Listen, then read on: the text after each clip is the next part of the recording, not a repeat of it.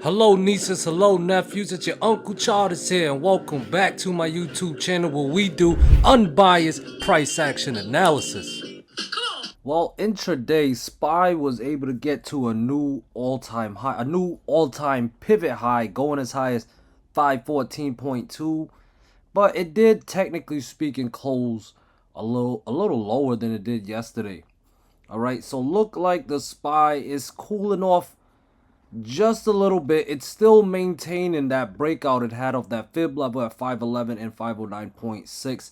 So the price action still has not given us the sign to go at least short-term bearish just yet. Okay, not yet. Once again, the plan for the bearish case scenario is still the same as yesterday. We need that false breakout setup in order for us to, you know, go bearish, or get a put or look to short. All right, I don't like to call tops, but every top has been put in by a false breakout setup. Not every false breakout setup leads to a top, but every top started off with a false breakout setup. So we want to trade with the traps and trade with the odds in our favor. Okay, that's how we trade, using the price action with an edge, if you will. Okay, so no shorts. I mean, if you're already holding puts, and you're calling the top, or you think you're entering at the top, I would just cut loss if SPY breaks over 514 or something like that. All right, so even if you're trying to buy puts right now, I mean, it's reasonable, right? It's reasonable to enter puts at all-time high. It's not something I recommend you guys do, but if you did do it, it's reasonable. Okay, I can't even dish you guys on that. But just remember, risk management before anything else. So if you are holding puts, I would cut loss if 514 clears. Otherwise, if you see 511 and 509.6 filling as support, I would keep holding those puts, or I would look to short. Otherwise, guys, we are bullish. Don't think the markets can't go higher, because a lot of people keep thinking the market can't or won't go higher, and then the market just keeps on going higher. So as sheeps, we need to be open-minded to both case scenario. And if 514 clears tomorrow, then guess what? New all-time highs incoming for the SPY. And I don't have a fib level until 530.35. Okay, guys? You guys know the bull case. You guys know the bear case. Same situation with the QQQ. It did have a nice little pullback today. Still got to break down 443. All right, we did get the breakdown of 445. That's a decent start for the bears. But if we can break down 443, it would give us a deeper pullback to the downside and maybe reset this RSI a little bit more. Okay, now if we got the breakdown 445, so if we recapture 445 and clear 446.5 tomorrow, that will be bullish. That will be a false breakdown setup. And what do we do as sheeps? We follow the price action. And how do we follow the price action? By trading with the traps. That means the false breakouts and the false breakdown setups are our number one go-to setups. All right, guys. So that's SPY QQQ. Here is NVDA. This price action is crazy, so I had to go to a smaller time frame to chart out my fib levels. As you guys can see, these are my fib levels. Anyways, I do have a fib level at 857.6. If that level clears tomorrow or NVDA opens above it, it is a bullish start. And I do have levels at 862.5, 865, and 866.78. Now, 866.78 is the next fib level if 857.6 clears. And above 866.78, I have resistance at 870, of course. And then the next, well, this pivot high around 877. And then the next fib level at 878.44. All right, that's the bull case scenario. Bear case scenario, I have support at 854.5, 853, and 851. Now, 851 is a critical level because it is a fib level. So if 851 fails and breaks down, we could get a decent, nice little pullback to the downside. Probably go down to 847-ish. 847.5-ish, 846, and then I got a fib level at 844.7. That level failed. Definitely a deeper pullback incoming to 842, maybe all the way down to 836.8. Use those levels that I gave you and play the setups, okay? Up or down, it shouldn't matter. Just get your money. Now, I've been telling you guys all flipping week and last week, guys, that the Tesla was basing, all right, between that 198 all the way up to 205.6 level. Anything in between, I was neutral. And I mentioned to you guys, we break the range, that's where I would lean to. Well, guess what? We broke down 198, and it led down to going down as low as 186.7. I am praying that you guys caught this move, man, because I've been giving it to you guys for the free all week last week, and then the move finally happened, compression to expansion. I'm praying you guys caught the move, god darn it. Anyways, 192.7 is the fib level that was lost. At another nice level at 190. As long as below 192.7 highest, I am bearish on Tesla. I'm bearish on Tesla below 198, but you know, we can always get those little relief bounces. But overall, I'm bearish below 192.7 and 190. Bearish follow through would be to break down 186.5, well, 188, 186.5, and 185. Okay, those levels break down. Bears follow through, look to short. All right, I'll probably feel a little more comfortable playing a relief bounce if 190 and 192.7 cleared or recaptured. All right, that's the plan for Tesla. IWM, it hit a fib level, guys, 207.5-ish, and then rejected. Follow through would be to break down 205 and 203. Okay. This rejection is going to be a strong rejection if the price action break down 205 and 203. Hold on to your puts or get into puts, and we should drop a little lower down to 199 possibly. And below 199, bears are in full control. All right? Play level to level, though. To cancel this rejection, obviously, it's got to clear 207.5 at this point. All right?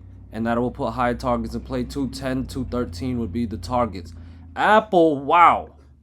Guys, we've been talking about how Apple was, you know, for all of 2024, Apple just kept bouncing off that 180-ish level, kept getting buying pressure.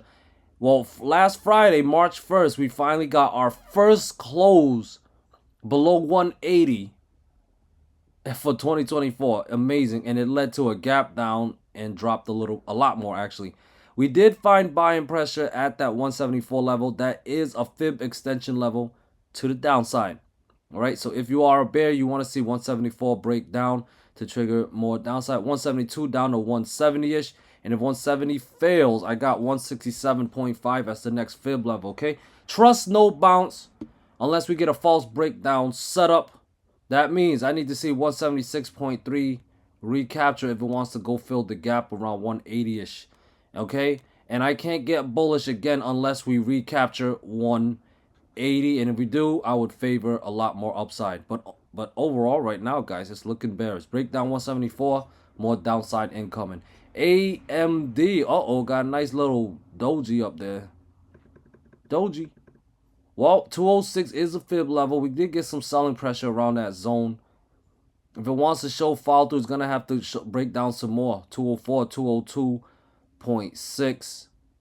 I got 195.6, gap fill around 192-ish, and then fib level at 190.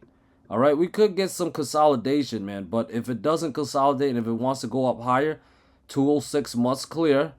That will put 211 in play, and I have nothing above 211 until 219. That would be crazy. Amazon, similar situation. It hit a fib level, got some selling pressure. That fib level was at 179. And it hit a pivot high of 180 as well. So that's definitely a sell zone, 179 to 180. If it's truly a strong sell zone, it needs to break down 177 and 175. Those levels break down, guys. We're going to drop down to 172.5, possibly a lot lower. Maybe go fill the gap around 170-ish. All right. If it clears 179 to 180 zone, let's just say 180. If it breaks above 180, don't argue with the price action. Don't argue with the price action because that's bullish. More upside incoming, all right? Netflix. We got a big body green candle followed by a decent red candle. what is that? Almost a dark cloud candle. We'll see if it shows follow through. Support is at 615. Okay, so below 615 would be a good sign that we could get a decent pullback. Maybe down to 605.5 ish, maybe even lower, down to 600 ish. All right, to cancel this potential pullback, it's gonna have to pop back to the upside. 618 and 620 are resistant. Those level clears, we could pop all the way up to 625 ish.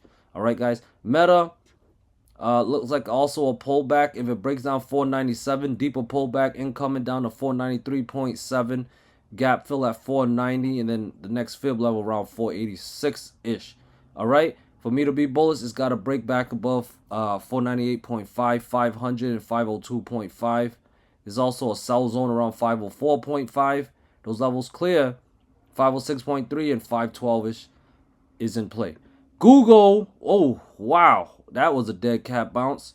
Anyways, stay bearish on Google as long as below 135, 132 and 129.5, and gap fill around 127.5 is in play, okay? Can't get bullish unless 136 and 138 recaptures, guys. It just looks bearish to me right now.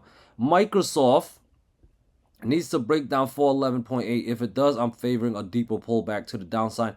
Maybe all the way down to 405.5 to retest this trend line. Obviously, if this trend line breaks down, guys, bears are in control. All right?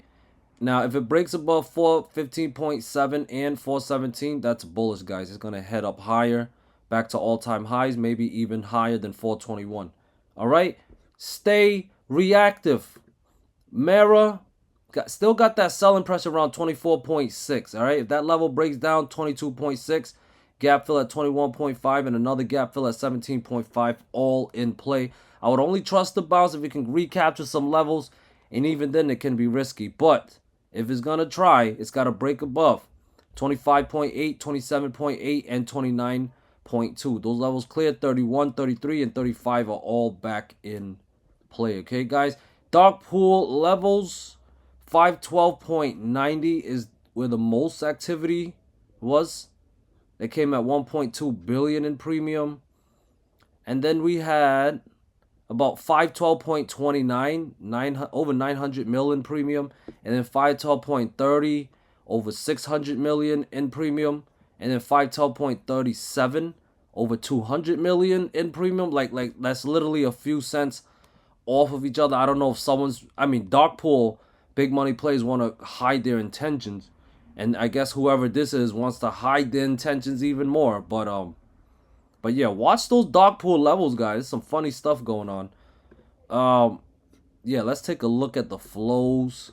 Yeah, use those dark pool levels. You know, my approach to dark pool level, I use them like support resistant levels, basically, okay? Simplify it. SPYs is bearish. 100K premiums or above. It's bearish.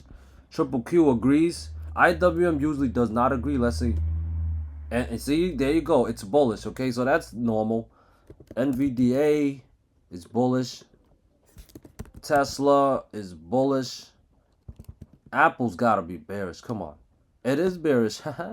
AMD is bullish. Amazon, bullish, okay? Let's see. Netflix is bullish. Meta, bullish still. GOOG is bearish. Yeah, you look at the charts. Look at the chart. You don't even need to look at the flows. Goodness. What's the one with the L? The one with the L is bullish, though. That's flipping weird. You see why I check both? Most of the time, they're the same, but every now and then, they contradict each other, okay? So, the Google with the L is bullish. So, I don't know, is it divergence or what? It could be a big move incoming, so just stay ready. Stay on your toes with Google, guys. Microsoft is bullish. And last but not least, Mara, because, you know, Mara. It's bullish. All right, guys, so thank you guys so much for watching. I really hope you found value in this video. And, yeah, if you guys want more content from me, definitely join my Discord. If you trade price action, if you have any experience with price action trading, I'm telling you, you're going to love my Discord. Come through, become one of the sheeps. Let's be family, man. Peace.